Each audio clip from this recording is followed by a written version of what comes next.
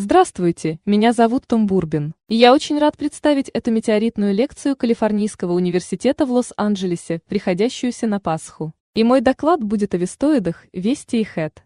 И на моем первом слайде показаны некоторые из моих сотрудников. Пол Бьюкенен, эксперт по хэт-метеоритам, говардитам, эвкритам и диогенитам.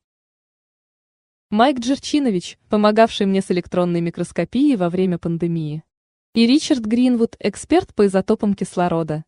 И я собираюсь рассказать вам о своей работе по изучению вестоидов в попытках понять их минералогию и определить ее связь с Вестой.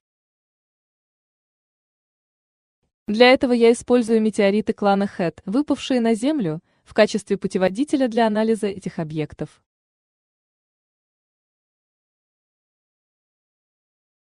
И я также хотел бы поблагодарить коллег команды RISE-2 и SSERV.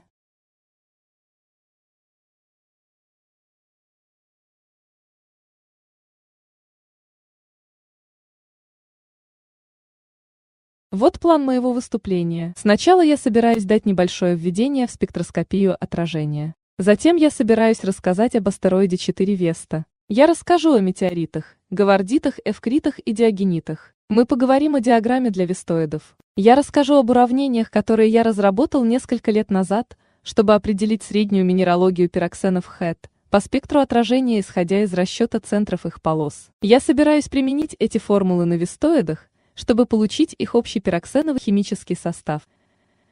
Поговорим также о том, как разрушались такие тела, как Веста, и мы сделаем выводы. Отражательная спектроскопия описывает, как свет отражается от поверхности тел. А у астероида поверхность состоит из частиц. Часть падающего света поглощается. Часть света отражается от поверхности. И мы можем измерить эти показатели с помощью телескопа. Разные минералы по-разному поглощают свет, видимый в инфракрасной областях спектра длин волн, доступного для наблюдений с Земли. И по способности, как астероид отражает свет, можно оценить состав поверхности астероида. И как мы это делаем? Солнце – наш источник света. Свет излучает Солнце и затем отражается от астероида, в данном случае от Весты. На горе Мауна-Кеа находится инфракрасный телескоп НАСА IRTF, с помощью которого можно проводить исследования инфракрасных спектров отражения небесных тел. По сути, через призму, в данном случае решетчатую призму, разлагается поступающий отраженный свет на спектр. И с помощью детектора вы проводите измерение интенсивности разных длин волн. И так вы можете измерить коэффициент отражения различных длин волн. Вот перед нами видимый спектр. Это не инфракрасный, а именно видимый спектр Весты. Он был получен в 1970 году Томом Маккордом и его сотрудниками. И вы можете видеть, что спектр отражения Весты на самом деле очень похож на эвкрит, то есть на то, как эвкрит отражает свет. И это было огромным открытием в то время. Потому что Веста – один из крупнейших астероидов в поясе астероидов. И Веста имеет спектры отражения света такие, как у особого типа метеоритов. И Веста, пожалуй, наилучший случай, когда мы можем связать конкретный астероид с каким-либо особым типом метеоритов. С другими астероидами всегда проблемы, потому что их спектры не уникальны. Но спектр Весты уникален, и он очень хорошо соответствует метеоритам, найденным на Земле. Здесь показана часть Солнечной системы. Перед нами Солнце, Меркурий, Венера, Земля, Марс, а затем идет пояс астероидов, среди которых находятся Церера и Веста. Затем следует Юпитер. И Веста – это второй по величине объект в поясе астероидов, а Церера теперь классифицируется как карликовая планета. Но Веста – это второй по величине объект, то есть это очень большой объект. И мы полагаем, что Веста является протопланетой, то есть объектом, который не был включен в состав другого тела и который так и не стал планетой.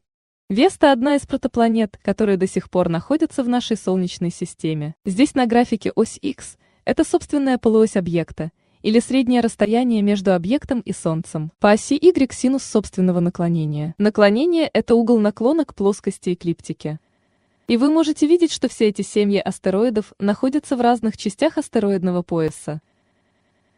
На этом графике красным цветом обозначено семейство Весты. Вы можете видеть, что оно некоторым образом разбросано, но все объекты в этом семействе Весты имеют сходные орбитальные элементы. Расстояние до Солнца в астрономических единицах или AU, эксцентриситет английское и наклонение буква I. Таким образом, они очень хорошо совпадают в трех измерениях. На данном графике отображены только два измерения. Все эти семейства астероидов, включая вестоиды, находятся во внутренней части пояса астероидов. И Веста является одним из самых крупных астероидов.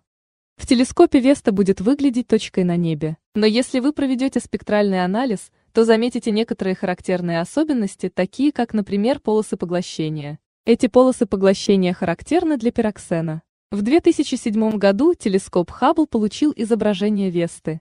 Это довольно размытые снимки. На них можно получить лишь весьма поверхностное представление о ее структурах. Затем космический аппарат Доун или Рассвет получил снимки поверхности Весты с близкого расстояния во время облетов Весты. И вы можете увидеть, насколько удивительными выглядят ландшафты Весты. И у нас также есть метеориты, найденные на Земле. И это эвкриты. И вы можете видеть, что у нас действительно есть фрагменты Весты. Мы можем это утверждать потому, как эвкриты отражают свет. Аппаратом Доуном было получено около 100 тысяч снимков астероидов. Он совершил около 3000 оборотов вокруг Весты и Цереры. Был получен огромный массив данных. Доун была просто потрясающей миссией, в ходе которой были исследованы астероиды Веста и Церера.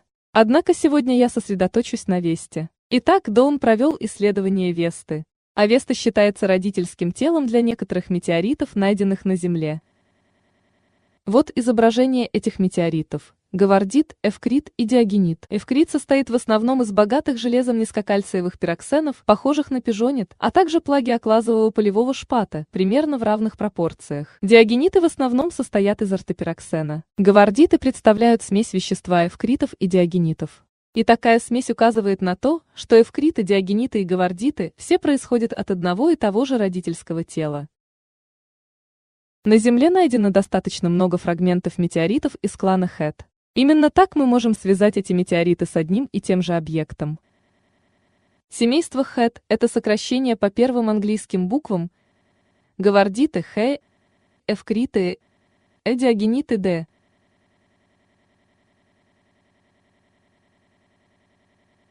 Как предполагается, что изначально у нас было тело с общим хондритовым составом, вращающееся недалеко от Солнца. Далее оно подверглось разогреву и плавлению. Металлическое железо тяжелое и плотное, оно погружалось в центр тела, создавая ядро. Более легкие вещества, наоборот, поднимались к поверхности.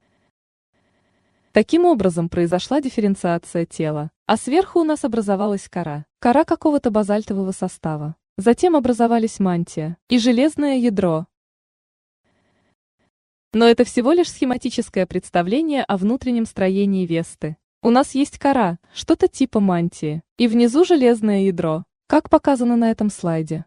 И это тело осталось нетронутым. Большинство других семейств астероидов, которые мы видели в начале, считаются обломками протопланет. Но Веста и ее семейство представляют необычные случаи. У нас есть крупное тело и множество фрагментов поменьше, которые имеют схожие орбитальные характеристики. Таким образом, Веста избежала разрушения и осталась в относительно целом состоянии, что довольно удивительно. Вот перед нами ее спектр отражения. По оси X длина волны, по оси Y отражательная способность для различных материалов. Черная линия соответствует железу и никелю, и она относительно плоская. Красная линия представляет пироксен. И здесь у нас два перевернутых горба, которые называются первой и второй полосой поглощения. Зеленая линия относится к оливину. И у нее очень симметричный перевернутый горб, у оливина только первая полоса поглощения. И форма таких спектральных провалов зависит от размера частиц, а также от состава. Состав будет изменять положение провалов полос поглощения и их интенсивность. Это очень сложная картина. В верхней части графика вы видите, где расположен видимый диапазон длин волн спектра. Разные минералы имеют разные полосы поглощения. Относительно пироксенов спектральная картина усложняется, так как они представляют собой твердый раствор. Здесь все эти катионы могут взаимозаменяться другими катионами в кристаллической структуре пироксенов. И когда один катион заменяется другим, меняются характеристики поглощения пироксенов. И это все сильно усложняет картину. Однако на самом деле нам нужно обращать внимание преимущественно на содержание кальция, железа и магния. Именно они в значительной степени контролируют положение поглощающих полос для хэт-метеоритов. Эти пироксены будут различаться. В зависимости от состава у них будут различные цвета, различные кристаллические структуры. Вот перед нами трапеция составов для пироксенов. Это урезанная часть треугольника, где в вершинах магниевый пироксен энстатит, железистый пироксен ферросилит и кальциевый пироксен волластонит. В верхней части этого треугольника в природе не встречаются пироксеновые составы с таким высоким содержанием кальция. Поэтому обычно он сверху обрезается, и у нас получается пироксеновая трапеция. И у разных пироксенов разный химический состав, разные названия и разное кристаллическое строение.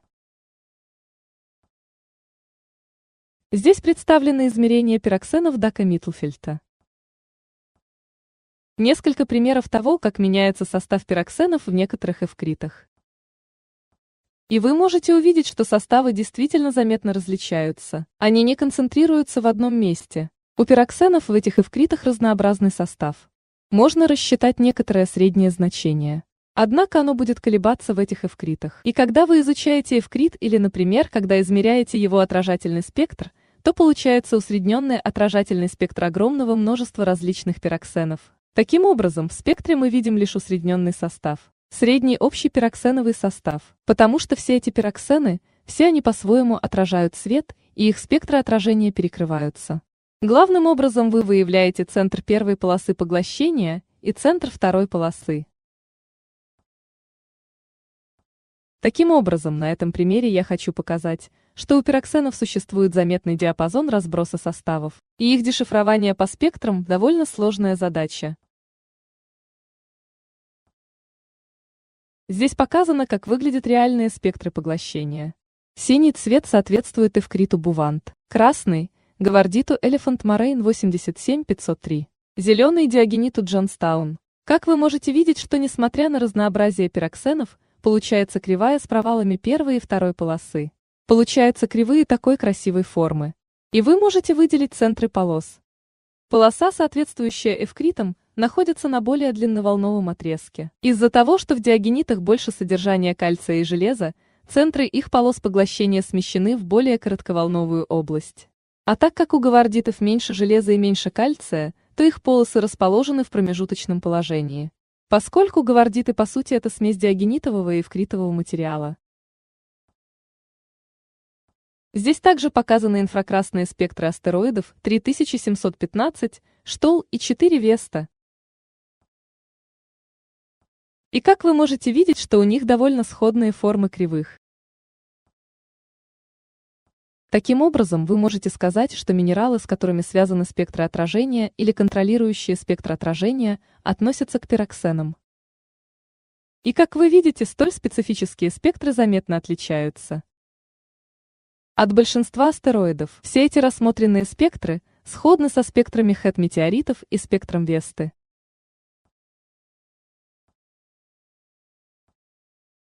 Астероид 3715 Штолл относится к вестоидам. Вы можете видеть, насколько похожа структура его полос поглощения.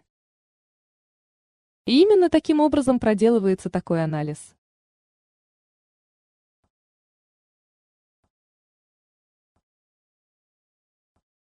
Мы получили спектры этих объектов. В целом мы понимаем, из чего они состоят. Вестоиды сложены пироксенами с добавкой плагиоклаза. И у нас также есть метеориты хэт. Мы также понимаем, чем они сложены. Они изучаются здесь, на Земле. И их вещество можно использовать как путеводитель. Нет ничего неизвестного относительно состава этих объектов. Вот работа, проделанная Риком Бензелем, где он померил спектры отражения всех этих небольших объектов вокруг Весты. И он обнаружил, что большинство из этих объектов вокруг Весты имеют такой же спектр, что и у Весты, а также у метеоритов хэт, включая эвкриты. Эти объекты были нанесены на диаграмму орбит и наклонения. И было обнаружено, что все они находятся в окрестности Весты. И некоторые из них смещаются по направлению к люку резонанса 3:1. Резонанс среднего движения – это когда тело трижды обращается вокруг Солнца за один облет Юпитера. Отсюда и цифра 3. В зоне резонанса среднего движения находится намного меньше объектов. то есть меньше астероидов. Этот резонанс вызывает увеличение эксцентриситета захваченных объектов из-за взаимодействия с Юпитером. И если их меняющиеся орбиты подбираются слишком близко к планетарным орбитам, то в результате они начинают взаимодействовать с самими планетами. И тогда уже гравитация планет воздействует на их орбиту.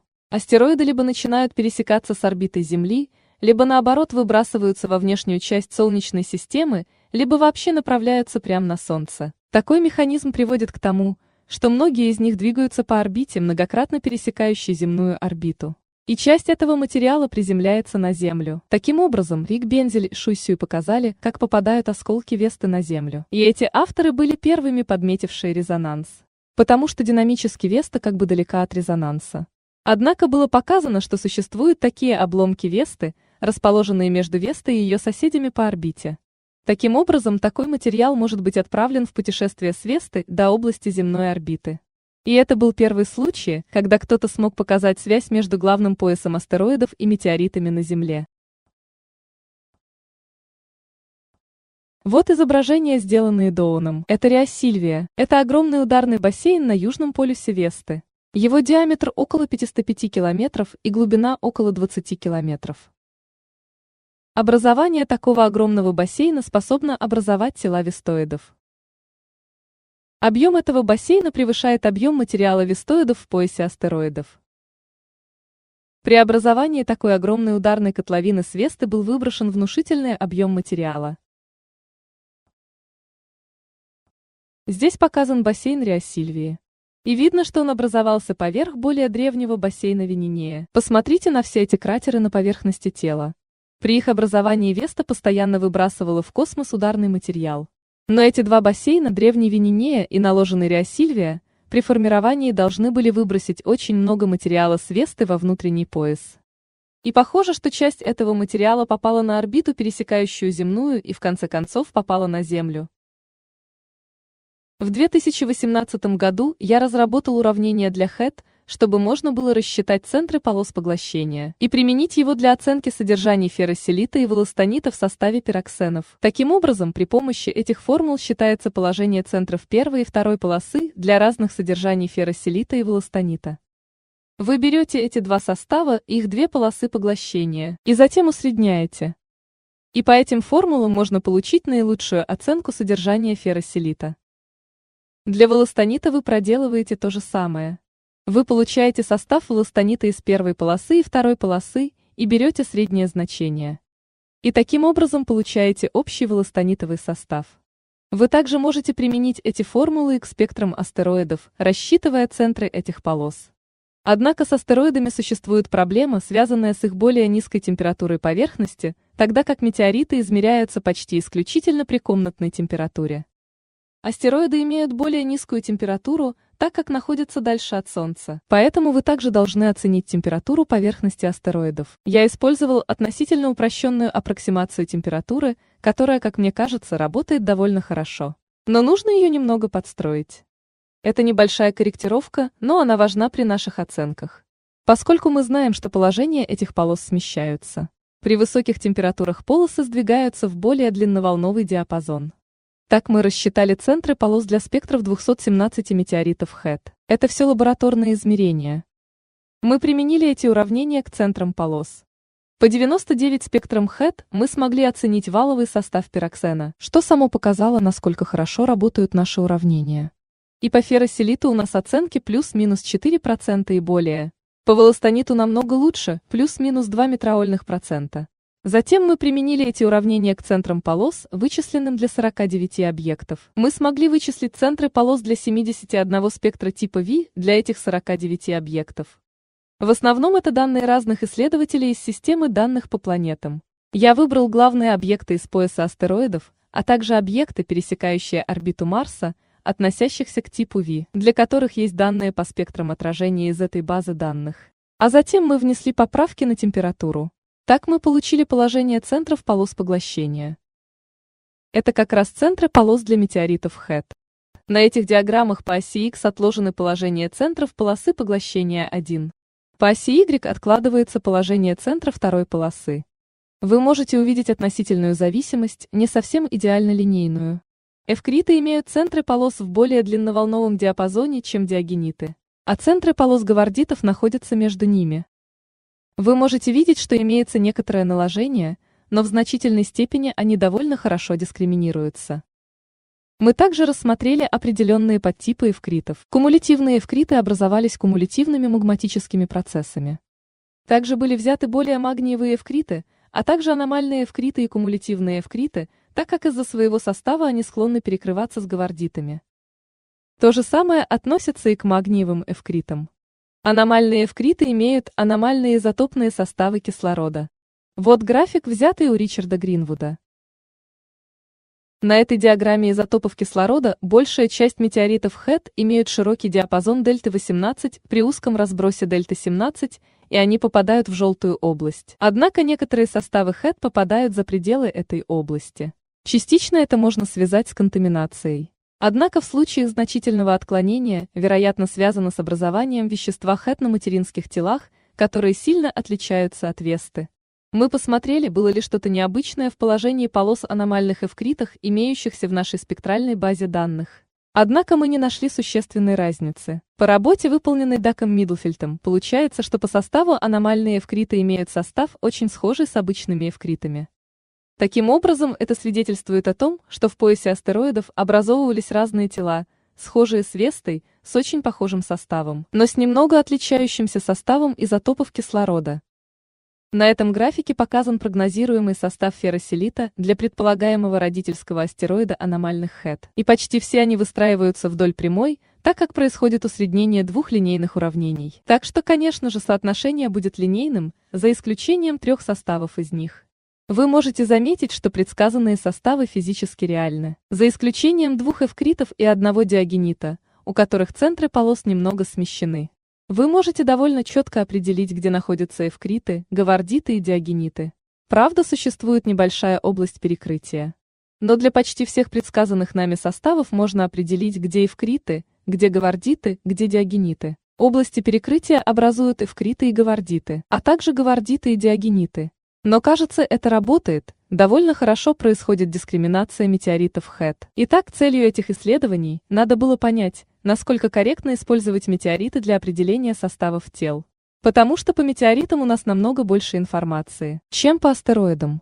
С помощью метеоритов мы определяем ограничения того, насколько хороши наши методы по определению минералогии пироксенов, как вещества ХЭТ, так и родительских тел для ХЭТ-вестоидов. Вот диаграмма с центрами первой и второй полосы поглощения для всех объектов ХЭТ, гавардитов, эвкритов, диагенитов по сравнению с вестоидами. Здесь уже проведена корректировка по температуре. И здесь хорошо видны области перекрытия с небольшим смещением. Возможно, коррекция по температуре работает не идеально, но результаты вполне соответствуют друг другу. Есть два объекта – 10537, 1991, ROI-16 и 2168, SWOP, которые выбиваются из общей картины. 1991, ROI-16 – это объект, в котором, исходя из его спектров, заметна оливиновая составляющая. И поэтому его спектр аномален. Мы так и не смогли найти весомых причин, почему SWOP выглядит аномальным, поэтому мы его не рассматриваем. Однако касательно 1991, ROI-16, его аномалия определенно связана с оливиновым компонентом. И это характерно для объектов типа V. У них есть тенденция накладываться и на эвкриты, и на гавардиты, зато их полосы не перекрывают полосы диагенитов, что нам кажется весьма примечательным. Мы еще поговорим об этом. Вот спектр отражения 1991, ROI-16. Здесь показаны точки его спектра с погрешностью в 1 сигму. И можно увидеть, где расположен центр полосы поглощения 1. Можно заметить небольшую асимметричность этой полосы. Это связано с добавкой оливинового компонента. Центр второй полосы поглощения для 2168 SWOP немного смещен в более коротковолновую область по сравнению с типичными спектрами. И в этом спектре нет ничего предосудительного, чтобы не учитывать его в нашем анализе.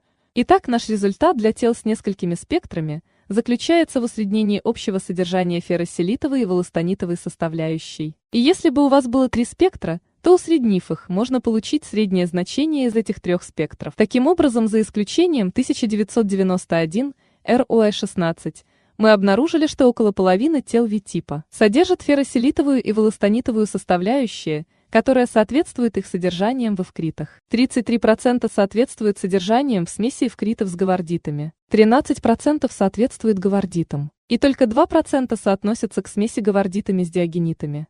По сути, это только один объект. Итак, это говорит нам о том, что эвкриты и гавардиты, как правило, относительно распространены среди вистоидов. Диагенитовые составы крайне редки. Таким образом, несмотря на то, что все три типа метеоритов выпадают на Землю, диагенитовые вистоиды практически отсутствуют в этой выборке.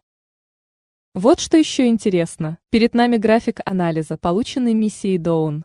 Различными цветами показаны графики спектров с полосами поглощения в видимом и инфракрасном диапазоне. По ним можно определить состав поверхности тела. Диагениты обозначен красным цветом, зеленым гавардиты, синим эвкриты. Вы можете видеть, что здесь преобладают зеленые и синие цвета. На поверхности Весты весьма мало красных пятен, то есть диагенитовые обнажения на самом деле достаточно редки. И это стало для нас своего рода неожиданностью. Потому что ранее предполагалось, что некоторые из ударных структур должны обнажить диагенитовые участки на поверхности Весты. Однако этого не случилось. Так что это был своего рода сюрприз. Мы также закартографировали содержание волластонита. Мы также рассмотрели пироксеновый состав астероидов в зависимости от расстояния от Солнца в астроединицах. И вы можете заметить отсутствие какого-то внятного тренда. Не прослеживается внятной зависимости в этих данных.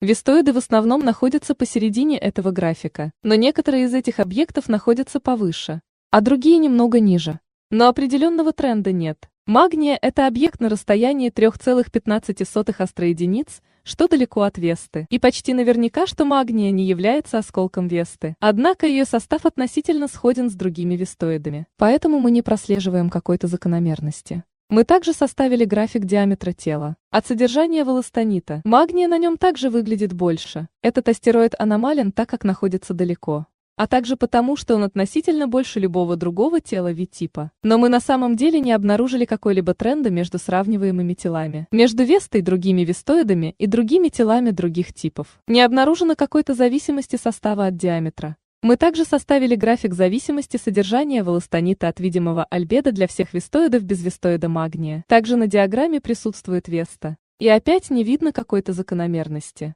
Здесь посередине представлены эти графики. Но очевидно отсутствует зависимость альбедо и содержания волластонита. Это имеет смысл и это логично, потому что средняя альбедо для эвкритов, гавардитов и диагенитов, судя по данным, практически одинаковые, составляет около 30%. Так что же нам говорят эти вистоиды о Весте? Диагенитовые вистоиды встречаются очень редко. Это кажется очевидным, исходя из положения центров полос поглощения и рассчитанных содержаний. Выходит, что довольно трудно выбросить диагенитовый фрагмент размером в километр. Похоже, это и есть результат. Однако диагениты и гавардиты, которые являются смесью эвкритов и диагенитов, не являются редкостью. Их можно найти на Земле в значительных количествах. И мы обнаружили, что результаты наших исследований соответствуют моделированию Уилсона и Кайла 1996 года. Они рассчитали, что глубинные интрузии на Весте могут иметь толщину в несколько метров. Они смоделировали толщину некоторых интрузий на Весте. И они обнаружили, что поперечник интрузий будет около 3 метров и меньше. И кажется, что наши спектральные данные согласуются с этим моделированием. Исходя из этого, можно утверждать, что на Весте хоть и довольно распространены диагенитовые интрузии, но они весьма небольшие в поперечнике. Они не являются массивными телами. Они явно не достигают километровых масштабов. Речь о интрузивных телах метрового масштаба. И это несет определенные последствия. Так, когда вы ударяете по поверхности, вы не сможете получить крупных фрагментов одного только диагенитового вещества. У вас скорее будет диагенитовое вещество, перемешанное с эвкритовым веществом. Но заполучить крупные фрагменты, сложенные только диагенитом, практически невозможно. Все эти диагенитовые интрузии весьма узкие в поперечнике. Но они должны быть достаточно широко распространены на Весте, поскольку на Земле мы находим много диагенитов. И мы находим гавардитовое вещество в большинстве диагенитов. Диагенитовых интрузий должно было быть много, однако они не могут быть достаточно объемными. Это из публикации Барата. Сверху упрощенное представление о Весте. По нему наверху у нас эвкритовая кора, и под ней находится диагенитовый слой, и он обнажается ударными событиями. Внизу представлена более сложная модель. У вас эвкритовая кора, в которую внедрены многочисленные диагенитовые интрузии. Большинство исследователей на сегодня обычно представляют себе диагениты как что-то выплавившееся из разогретых кумулатов исходного магматического океана. И таким образом, возможно, эти интрузии внедрились в эвкритовую кору. Однако эти диагенитовые интрузии были довольно узкие и локальные в отличие от верхней схемы. И эта наилучшая найденная схема отражает наши современные представления о том, что происходит на Весте. Это распространенные узкие диагенитовые интрузии близ поверхности, и это может объяснить, почему мы не видим заметных диагенитовых вестоидов. Однако в метеоритах, которые выпадают на Землю, мы видим много диагенитовой составляющей и в гавардитах, и в собственно диагенитах. И это частично объясняет, почему среди вестоидов относительно большое количество гавардитовых астероидов. В этих вестоидах тоже есть диагенитовое вещество, просто довольно трудно получить крупные куски из чистого диагенита. Крупные фрагменты возможны в случае эвкритов, но невозможно в случае с диагенитами, потому что толщина таких интрузий слишком мала.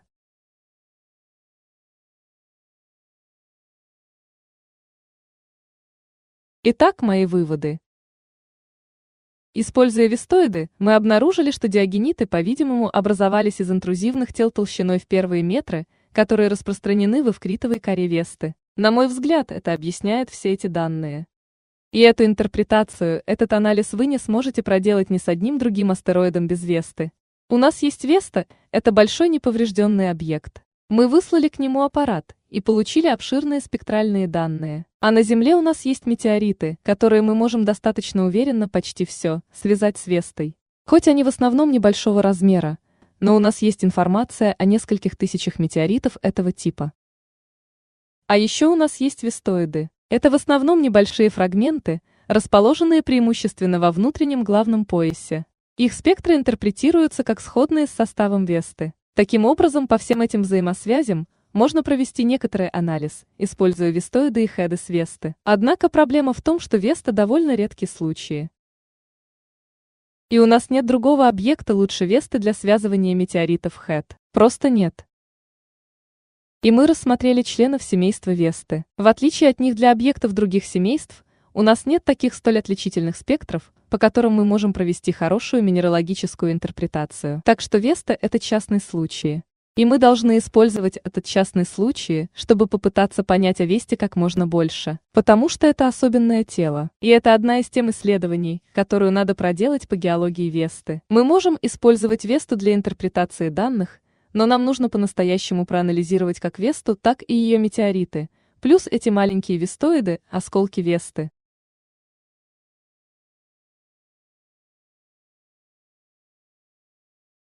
Большое спасибо. И желаю провести хорошо праздники.